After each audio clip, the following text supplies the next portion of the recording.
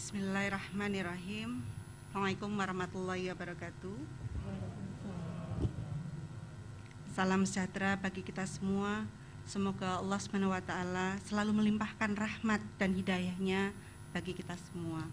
Yang saya hormati Menteri Pendidikan, Kebudayaan, Riset Teknologi Republik Indonesia, Direktur Jenderal Pendidikan Tinggi, Kementerian Pendidikan, Kebudayaan, Riset dan Teknologi Republik Indonesia, Direktur Sumber Daya, Direktorat Jenderal Pendidikan Tinggi, Kementerian Pendidikan, Kebudayaan, Riset dan Teknologi Republik Indonesia, Ketua Lembaga Layanan Pendidikan Tinggi Wilayah 5, Ketua Umum dan Sekretaris Jenderal Asosiasi Pendidikan Tinggi Informatika dan Komputer Aptikom Pusat, Ketua Umum Asosiasi Perguruan Tinggi Swasta Indonesia, Ketua Umum Kamar Dagang dan Industri Kadin Indonesia, Ketua Umum Indonesia Computer Electronic and Instrumentation Support Society Indosays, Pembina dan Ketua Umum Cooperation Research Inter-University (CORIS), Ketua dan Anggota Pembina Yayasan Amikom Yogyakarta, Ketua dan Anggota Pengawas Yayasan Amikom Yogyakarta, Ketua dan Anggota Pengurus Yayasan Amikom Yogyakarta, Sekretaris dan Anggota Senat Universitas Amikom Yogyakarta, Rektor Universitas Amikom Yogyakarta, Wakil Rektor, Dekan, Kaprodi, Direktur, Kepala Bagian, dan segenap pimpinan di lingkungan Universitas Amikom Yogyakarta, pimpinan badan usaha milik Amikom, dosen, tenaga kependidikan, dan mahasiswa Universitas Amikom Yogyakarta. Hadirin, keluarga, dan para sahabat, baik yang hadir secara offline di ruang sinema Universitas Amikom Yogyakarta dan juga yang hadir secara online melalui aplikasi Zoom ataupun melalui YouTube channel. Perkenalkan, saya menyampaikan orasi ilmiah dalam rangka pengukuhan guru besar saya yang berjudul Aplikasi Sistem Cerdas untuk Membantu Meningkatkan Kesejahteraan Manusia. Hadirin yang saya hormati, saya terlahir dari keluarga petani. Bapak dan ibu saya adalah seorang petani. Keluarga besar saya bekerja sebagai petani. Saya bisa hidup sehat, makan cukup, dan juga mengenyam pendidikan tidak lain adalah dari jerih payah orang tua saya dalam mengelola sawah sambil juga berdagang. Kehidupan dalam keluarga petani tentu saja tidak hanya saya yang merasakan. Berdasarkan catatan Badan Pusat Statistik, pada tahun 2020 ada sekitar 33,4 juta petani yang bergerak di semua komoditas sektor pertanian. Angka tersebut jumlahnya jauh lebih kecil dibandingkan tahun-tahun sebelumnya, tahun 2019 yang mencapai 34,58 juta atau sekitar 12,5% dari total penduduk Indonesia. Jumlah ini terus menurun dari tahun ke tahun seiring dengan ketertarikan anak muda pada bidang lainnya. Pertumbuhan penduduk berdampak pada meningkatnya lahan pemukiman dan berdampak pada pengurangan lahan pertanian. Lahan yang semakin sempit dan jumlah petani yang semakin menurun tentu akan berakibat pada jumlah produksi hasil pertanian jika masih dilakukan dengan cara yang sama dengan sebelumnya. Upaya yang dapat dilakukan untuk mempertahankan atau bahkan meningkatkan hasil pertanian yaitu dengan meningkatkan kualitas tanaman, salah satunya dengan menghindarkan adanya hama dan penyakit yang dapat menyebabkan gagal panen. Selain makanan pokok, salah satu komoditas pertanian yang tidak kalah penting adalah buah-buahan.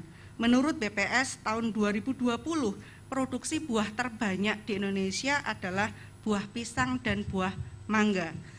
Pada tahun 2020, produksi buah pisang lebih dari 8 juta ton, produksi mangga hampir 3 juta ton.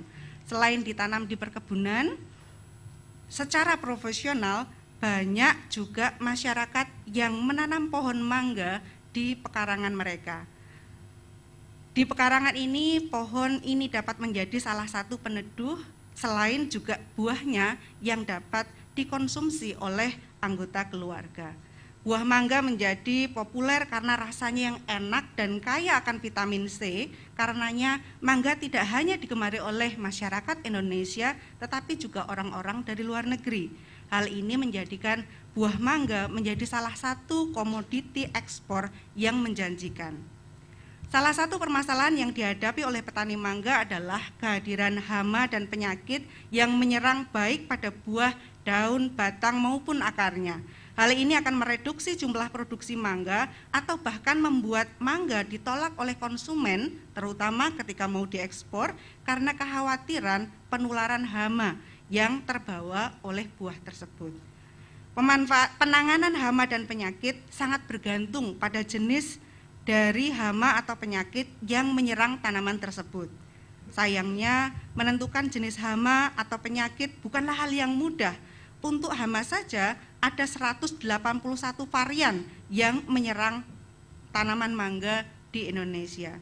Dalam rangka membantu petani dalam mengidentifikasi hama mangga, saya bersama dengan Dr. Suputa, ahli tanaman dari Fakultas Pertanian UGM, dengan dibantu oleh Bapak Dr. Arif Setianto dan juga Bapak Imade Arta Agastya beserta peneliti-peneliti yang lain mencoba membuat sebuah aplikasi mobile berbasis kecerdasan buatan untuk mengidentifikasi jenis hama dan tanaman mangga.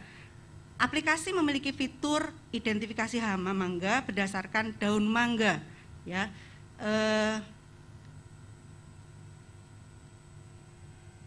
Dalam sistem aplikasi ini, pertama-tama pengguna mengunggah gambar daun mangga yang akan dianalisis ke dalam sistem, baik secara langsung melalui kamera, gawai, ataupun memilih gambar yang sudah disimpan sebelumnya di dalam gawai.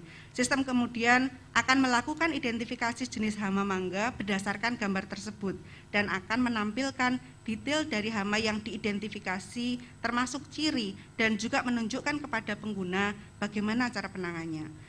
Agar sistem ini memiliki kemampuan dalam mengidentifikasi secara otomatis gambar yang diunggah pengguna seperti yang ditunjukkan di dalam gambar, maka sistem dibekali dengan kecerdasan.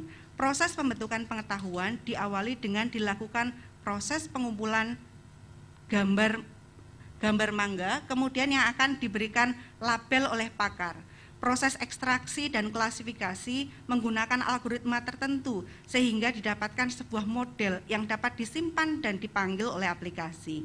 Dalam kegiatan terpisah, pakar akan melengkapi deskripsi, cara pengendalian, video penjelasan pengendalian, dan hal-hal lain sebagai tambahan pengetahuan terhadap setiap jenis tanaman mangga.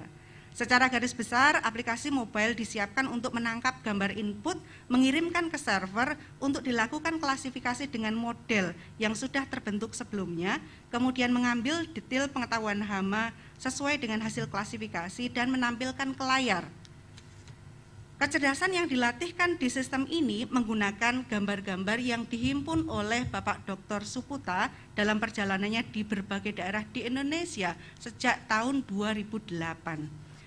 Data diambil menggunakan kamera tanpa dilakukan pre-processing, kemudian dataset pelatihan ini terdiri dari 510 gambar yang dibagi dalam 15 kelas hama dan 1 kelas normal.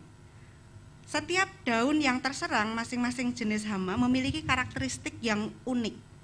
Dalam melakukan ekstraksi fitur dan klasifikasi digunakan Convolution Neural Network atau CNN sebagai salah satu bentuk deep learning sebagaimana juga telah digunakan oleh para peneliti sebelumnya. CNN ini merupakan salah satu jenis artificial neural network atau jaringan saraf tiruan yang bisa digunakan untuk mengolah data gambar. Penelitian mengenai ANN dimulai setelah McCulloch dan Pitts pada tahun 43 memperkenalkan model matematika untuk aktivitas neuron pada otak, dan Hebb pada tahun 1949 membuat sebuah mekanisme pembelajaran berbasis penguatan atau reinforcement untuk menjelaskan proses pembelajaran pada otak manusia.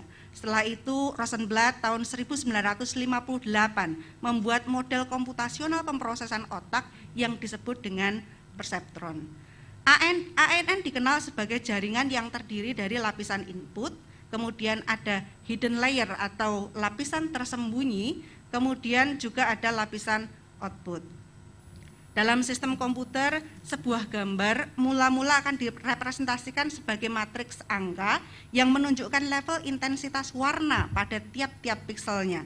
Dari matriks tersebut dapat diolah menjadi berbagai fitur visual seperti bentuk, warna, tekstur. Fitur-fitur tersebut akan dijadikan data dalam lapisan input, kemudian data tersebut digunakan untuk menghitung nilai-nilai output setelah dilakukan berbagai perhitungan di lapisan tersembunyi dengan bobot dan bias yang ditentukan secara random dan fungsi aktivasi tertentu. Perbaikan bobot dilakukan setelah dilakukan perbandingan nilai output dari hasil perhitungan dengan nilai output yang seharusnya. Dengan memasukkan data yang diberikan dalam proses training dalam jumlah yang besar, akan diperoleh kestabilan bobot yang kemudian akan disimpan sebagai sebuah model. Model yang sudah ada tersebut akan digunakan untuk melakukan klasifikasi terhadap data yang baru. Jumlah node dan lapisan tersembunyi pada sebuah ANN dapat dibuat beragam. Ketika sebuah jaringan memiliki banyak lapisan tersembunyi, maka jaringan tersebut dalam kategori deep learning. Berbagai eksperimen dilakukan untuk mendapatkan arsitektur jaringan dengan kriteria kinerja yang baik. Setelah berbagai penelitian tentang ANN, pada akhirnya CNN pertama diimplementasikan oleh Lejeune pada tahun 90-an untuk melakukan training pengetahuan menggunakan dataset MINIS untuk mengidentifikasi tulisan tangan. Aplikasi identifikasi hama tanaman mangga yang saya dan tim lakukan menggunakan arsitektur jaringan VGG16 yang diperkenalkan oleh Simonyan dan Zisserman tahun 2014 dengan melakukan pengubahan pada bagian head-nya. Arsitektur jaringan VGG16 kemudian ditunjukkan pada gambar. Penggunaan CNN dengan arsitektur jaringan VGG16 dalam penelitian sebelumnya menunjukkan kriteria yang bagus, namun biasanya digunakan untuk data dengan jumlah yang sangat besar. Dataset yang kami miliki berisi 510 gambar, masih jauh dari kata cukup untuk menghasilkan kinerja jaringan yang bagus. Namun ada kendala untuk pengumpulan data. Hal ini dikarenakan kemunculan hama tidak terjadi setiap waktu dan biasanya muncul hanya di tempat tertentu. Mengatasi kendala itu, kami melakukan proses augmentasi untuk memperkaya dataset, yaitu proses pembentukan gambar baru berdasarkan gambar yang ada dengan menerapkan sejumlah perlakuan terhadap gambar sehingga didapatkan gambar yang berbeda namun tetap merepresentasikan keadaan yang nyata.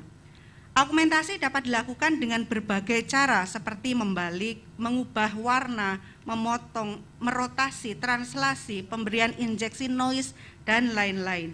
Dalam proses augmentasi yang kami lakukan, kami memutar gambar 3 dimensi dengan putaran pada sumbu X dan Y pada kelipatan 15 derajat. Setiap putaran ada yang ditambah blur, ada yang ditambah kontras dan juga noise. Hasilnya setiap gambar akan menghasilkan 150 gambar baru. Skenario pembuatan dataset dan augmentasi sebagaimana ditunjukkan di dalam gambar.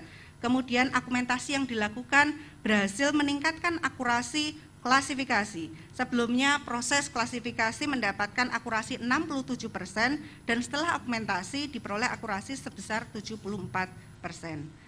Keberhasilan dalam melakukan proses klasifikasi hama berdasarkan daun mangga mendorong kami untuk melakukan klasifikasi hama dan penyakit yang lain.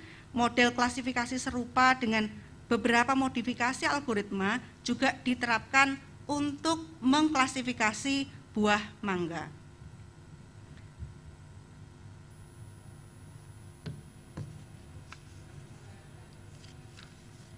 Dalam membangun sebuah sistem klasifikasi, sangatlah penting untuk mendapatkan kinerja yang baik dari model aplikasi yang dibuat.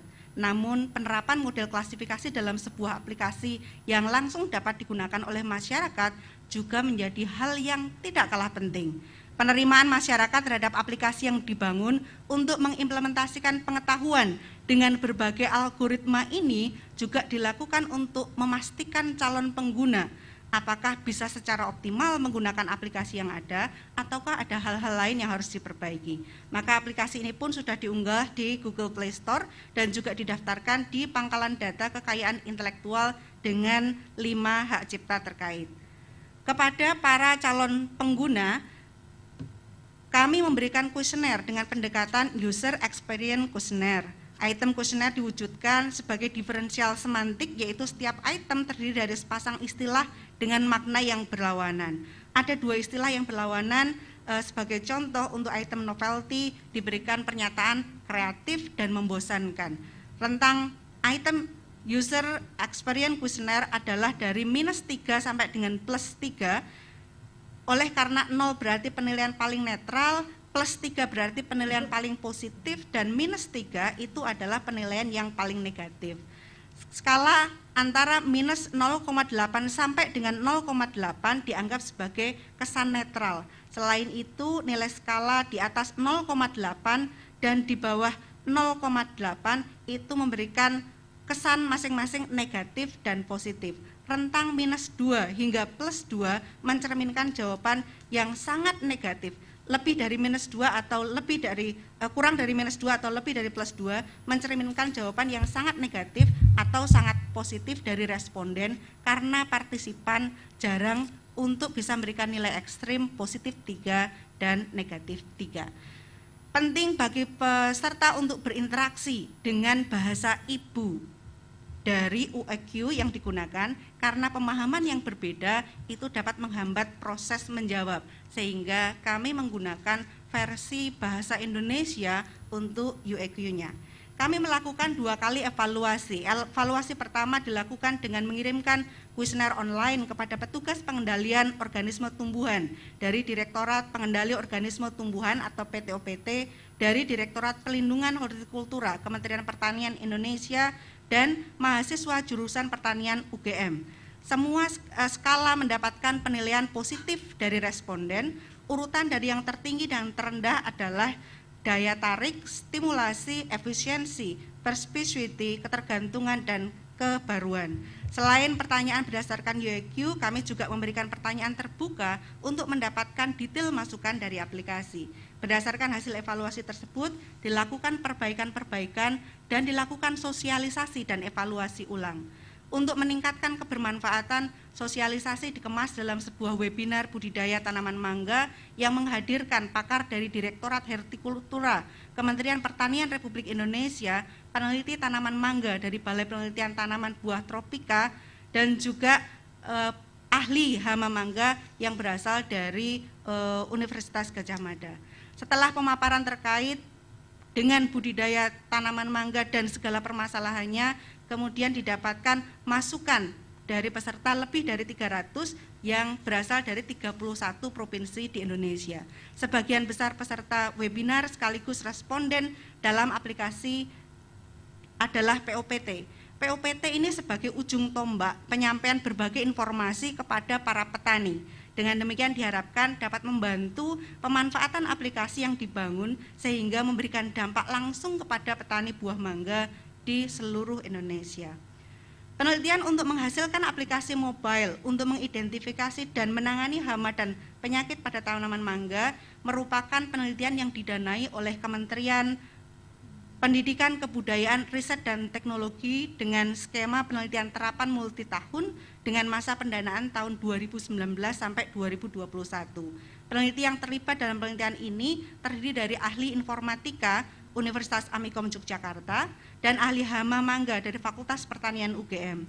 Dalam melakukan eksperimen dan publikasi juga didukung oleh peneliti dari Queen Mary University of London, United Kingdom, dengan skema pembiayaan kolaborasi melalui program World Class Professor dari Kementerian Riset Pendidikan dan Riset Teknologi dan Pendidikan Tinggi Republik Indonesia tahun 2019.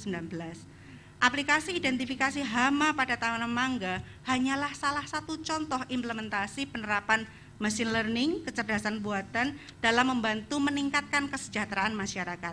Aplikasi serupa dengan berbagai variasi algoritma dapat digunakan dalam membantu mengidentifikasi hama dan penyakit pada komoditas lainnya.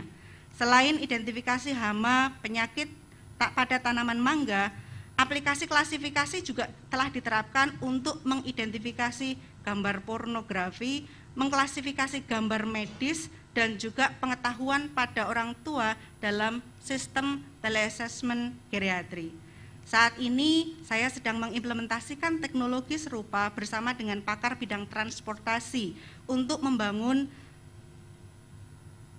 menghitung jumlah kendaraan dengan diklasifikasikan berdasarkan manual kapasitas jalan Indonesia. Hasil perhitungan dan klasifikasinya akan dijadikan dasar pengembangan intelligent transport system.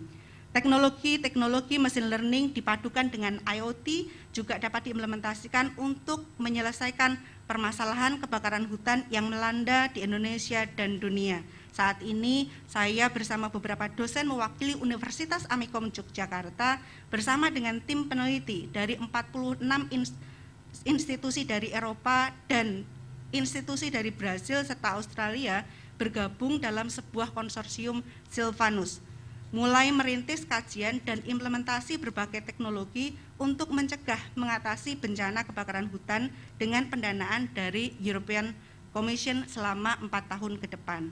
Penelitian melibatkan berbagai bidang ilmu, selain informatika ada juga geografi, tata wilayah kota, ahli ekologi, dan lain sebagainya. Semoga hasil dari penelitian ini tidak hanya berhenti dalam bentuk laporan atau sekedar publikasi atau sekedar hak cipta. Kebahagiaan seorang peneliti adalah ketika penelitiannya dapat dimanfaatkan langsung oleh masyarakat, dapat membantu berbagai permasalahan yang dihadapi oleh masyarakat. Selain itu, penelitian tersebut juga dapat menjadi inspirasi bagi peneliti lain sehingga lebih banyak karya yang dapat dinikmati oleh sesama. Saya menyadari untuk membuat sebuah karya yang memiliki makna membutuhkan banyak tangan dari banyak bidang. Pada akhirnya kata kolaborasilah yang menjadi kunci agar karya kita menjadi lebih berarti. Bapak Ibu hadirin yang saya hormati, sebelum saya mengakhiri orasi ini, izinkan saya menyampaikan terima kasih saya kepada mereka yang telah mengantarkan saya sampai dengan titik ini. Terima kasih untuk Bu E dan Pak E yang jangankan mengenyam pendidikan tinggi, sekolah SMP pun tidak, tetapi mau memberikan kesempatan kepada saya untuk mencicipi indahnya berjuang mencari ilmu, mengizinkan saya merasakan desiran hati setiap tiba saat penerimaan rapot, mengizinkan saya terbang melayang saat menerima pengumuman diterima di sekolah dan perguruan tinggi terbaik. Saya tahu banyak tetesan darah dan air mata dalam upaya mendukung perjalanan saya. Menanggung malu dan rasa bersalah sekian lama karena harus memutuskan perjodohan yang telah disepakati, menanggung rasa khawatir menentang budaya untuk tidak segera menikahkan anak gadisnya. Terima kasih untuk adik-adik saya yang telah menjadi penyemangat bagi saya untuk terus melangkah maju. Pandangan ideal berdasarkan keberhasilan seseorang yang sering kita perdebatkan telah menjadi role model yang membuat saya terus maju selangkah demi selangkah mencoba menjadi seperti gambaran ideal tersebut. Terima kasih kepada guru-guru SD saya di SD Negeri Pulung Rambe 1, terutama kepada beliau almarhum Pak Parman yang sering memboncengkan saya naik sepeda dari rumah sampai dengan sekolah.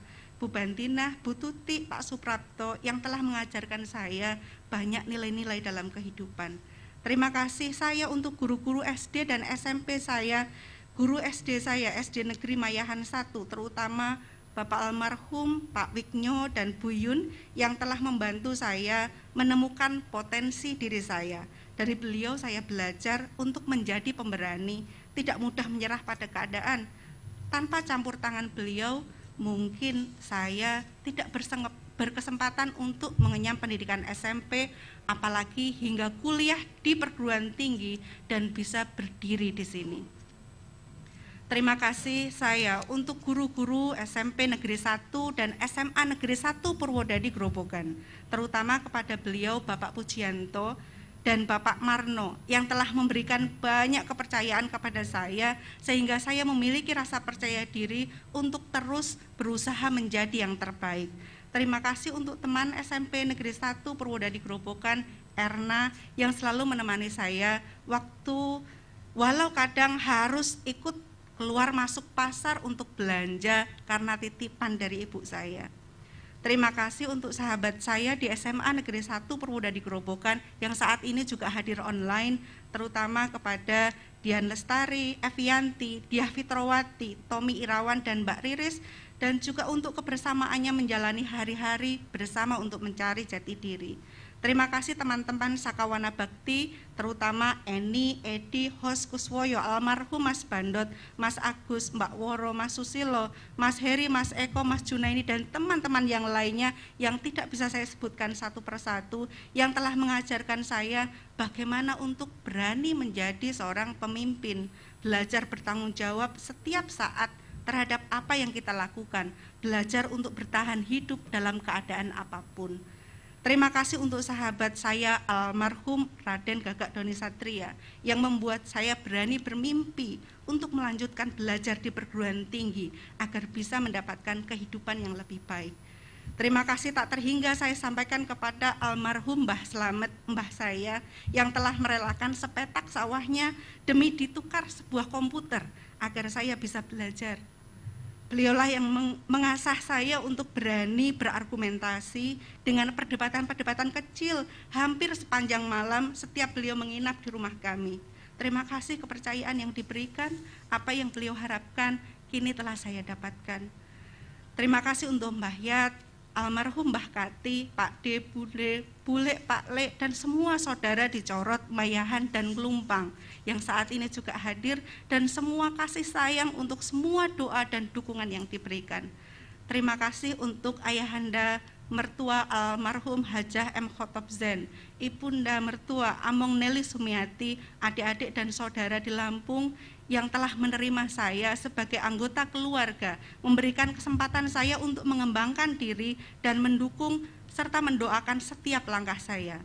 Saya berhutang budi kepada Mas Asnawi, Mas Arif, Mas Yoyo, almarhum Mas Budi, dan kakak-kakak kelas saya lainnya yang menjadi guru saya dalam memahami ilmu informatika. Terima kasih selalu bersedia membantu setiap saat ketika saya membutuhkan. Terima kasih kepada Bapak Dr. Andes Bambang Prastowo MSc yang telah memberikan kesempatan saya bertemu dengan geng RPL, Tommy, Wulan, Suryo, Wiwin, Ipul, dan juga Pak Hanif yang saat ini menjadi dosen FIK.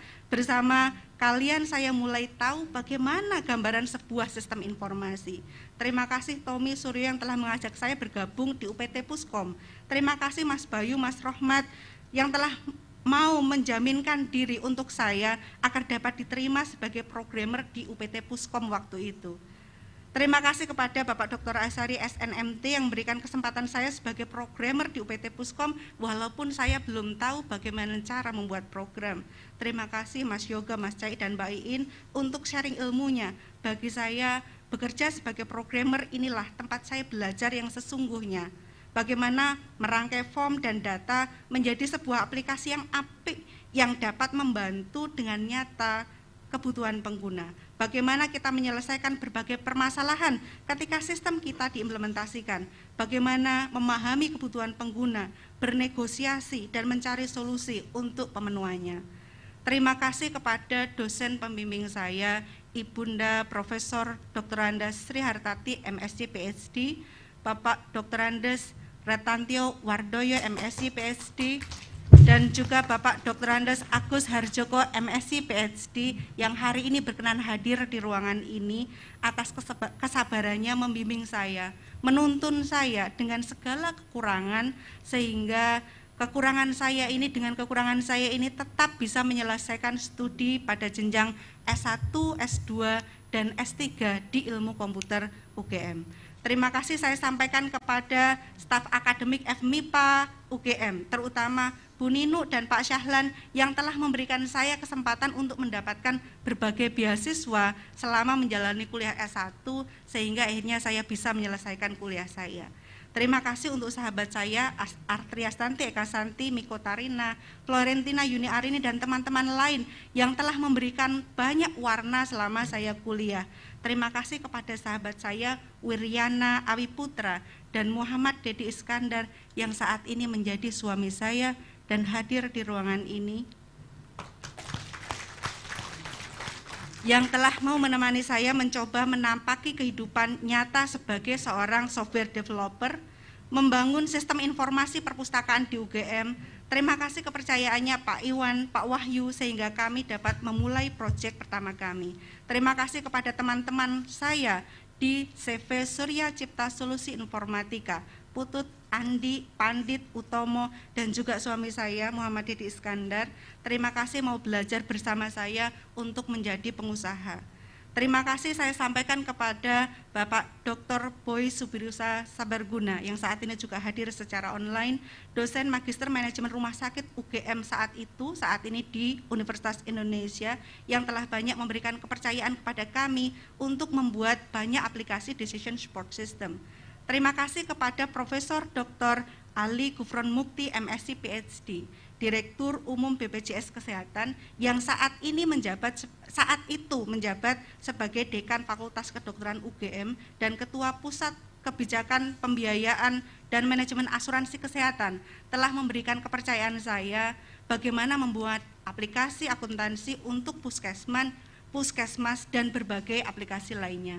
Pengalaman saya membuat aplikasi ini merupakan salah satu hal yang mengantarkan saya bisa diterima sebagai dosen di STIMIK Amikom Yogyakarta setelah saya mendaftar atas dorongan dari teman saya Bapak Hanif Alfata yang saat ini menjabat sebagai Dekan Fakultas Ilmu Komputer Universitas Amikom Yogyakarta.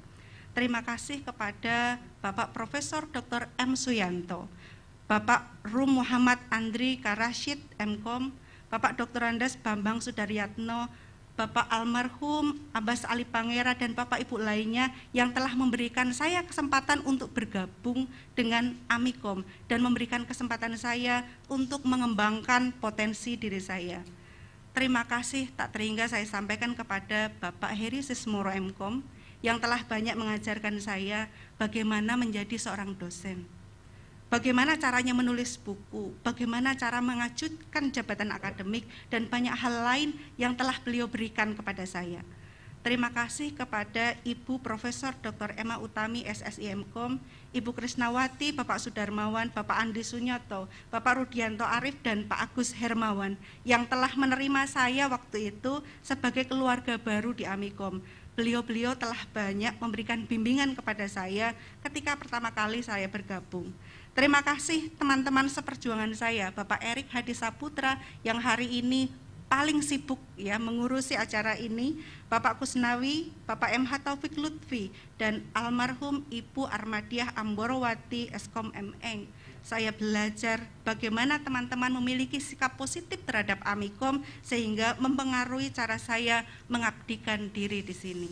Terima kasih kepada Ibunda Hajah Anisah Aini, Ibu Eni Nurnilawati, Ibu Rahma Widiawati, Bapak Dr. Ahmad Fauzi MM, Bapak Dr. Idris Purwanto, dan Ibu Hajah Siwining Tias Agustin, Ibu Widianti Kurnianingsih, dan Ibu Suyatmi, serta Ibu Ani Sriwidowati yang tidak pernah berhenti menyemangati saya untuk terus melangkah maju.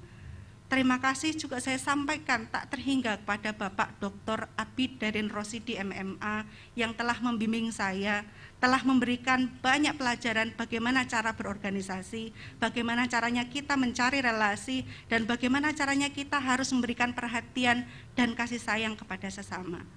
Terima kasih untuk semua dosen Universitas Amikom Yogyakarta yang telah mau bekerja sama melaksanakan Tridharma, telah memberikan semangat dan inspirasi sehingga saya terus belajar demi memberikan yang terbaik kepada mahasiswa yang dipercayakan kepada kita.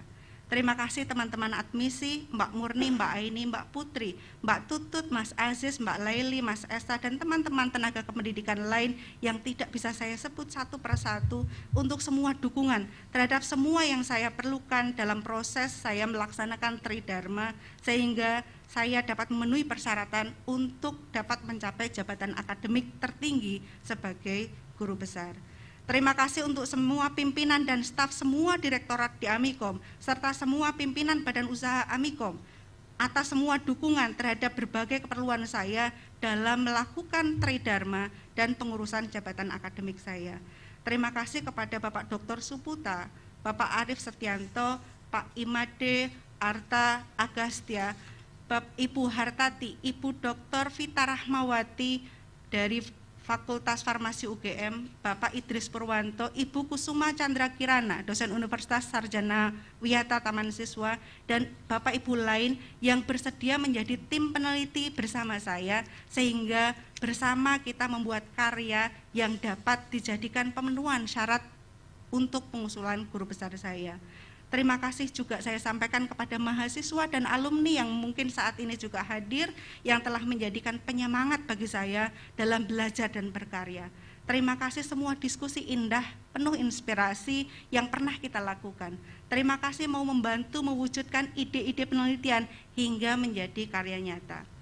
I would like to appreciate Prof. Ibrul Esquerdo and Dr. Krishna Chandramoli from Queen Mary University of London for all of your support to make me better in doing research and publishing scientific article.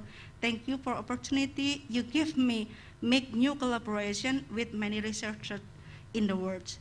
I would like to thank the Faculty of Student Chandigarh University, India and Murcia University, Spain for trusting me to collaborate in research and teaching mobility. Thank you very much for Erasmus Plus Committee that gave me funding to visit Europe through Teaching Mobility Program.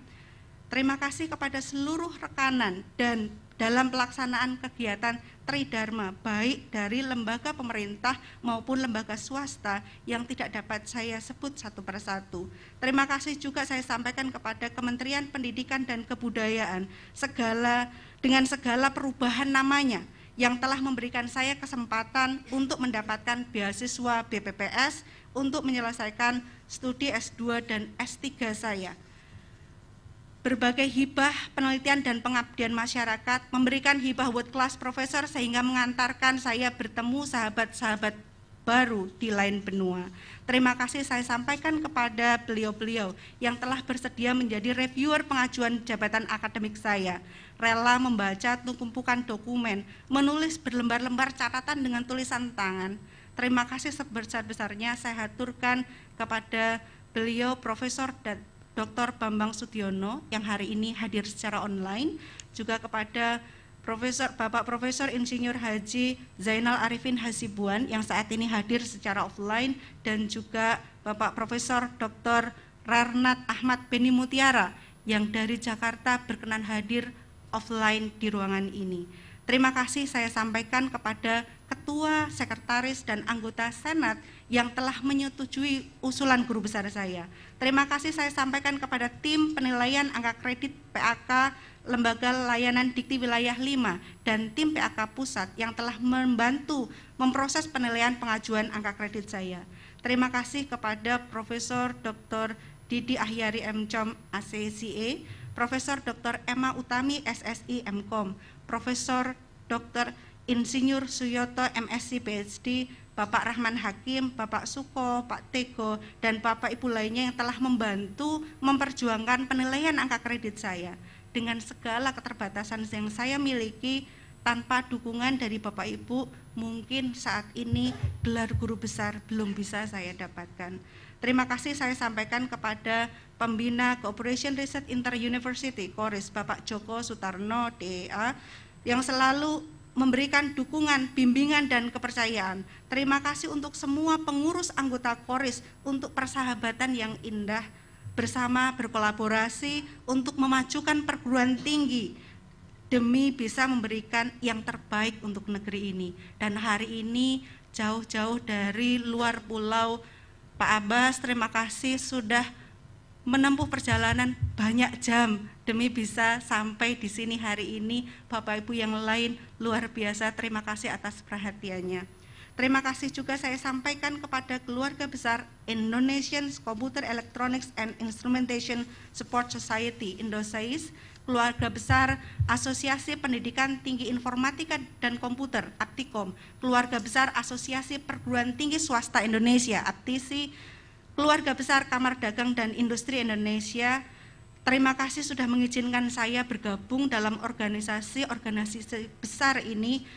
Di sini saya banyak belajar tentang bagaimana kita memberikan sumbangsih ilmu dan pemikiran kita untuk menyelesaikan berbagai permasalahan bangsa. Terima kasih saya sampaikan dengan tulus kepada suami dan anak-anak saya yang sangat saya cintai. Terima kasih atas kerelaan kalian mengizinkan saya mengabdi kepada Amikom, memberikan sebagian besar waktu saya untuk mahasiswa, untuk Amikom, untuk berbagai organisasi, dan untuk berbagai kegiatan yang mendukung peningkatan kapasitas saya.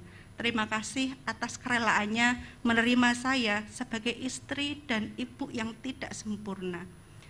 Terima kasih juga saya sampaikan kepada Mbak Tentrem dan juga Mbak Icu yang selama ini telah mengambil alih sebagian besar tugas saya sebagai ibu rumah tangga, sehingga saya bisa memiliki lebih banyak waktu untuk berkarya.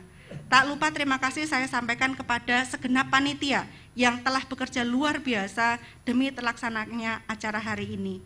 Terima kasih kepada para sahabat yang telah berkenan hadir baik offline maupun online melalui aplikasi Zoom dan juga melalui YouTube.